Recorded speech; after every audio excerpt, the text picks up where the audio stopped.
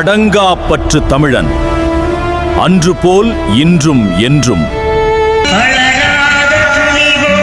பீரங்கிகளை வாள் கொண்டு வென்ற வாட்கொடி வீரன் பண்டாரவன்னியரின் தேசம்.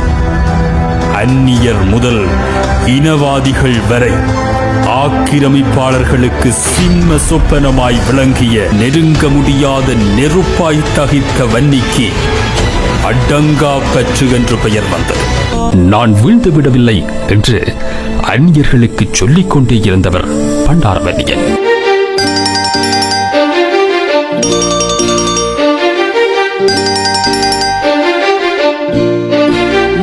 மண்ணை இன்னும் நேசிப்பவன், அதற்காய் மரணத்தையே சுவாசிப்பவன். மண்ணை இன்னும் நேசிப்பவன், அதற்காய் மரணத்தையே சுவாசிப்பவன். என்னினமே என் சனமே, என்னை உனக்கு தெரிகிறதா? எனது கூறல் புரிகிறதா? என்னினமே என் சனமே, என்னை உனக்கு தெரிகிறதா? எனது கூறல் புரிகிறதா?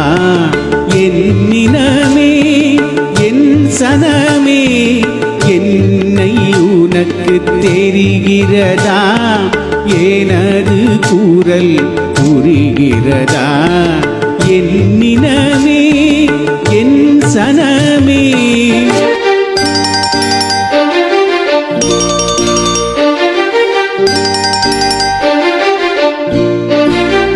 மண்ணை இன்னும் நேசிப்பவன், அதற்காய் மரணத்தையே சுவாசிப்பவன். மண்ணை இன்னும் நேசிப்பவன், அதற்காய் மரணத்தையே சுவாசிப்பவன். என்னினமே என் சனமே, என்னை உனக்கு தெரிகிறதா? எனது கூறல் புரிகிறதா?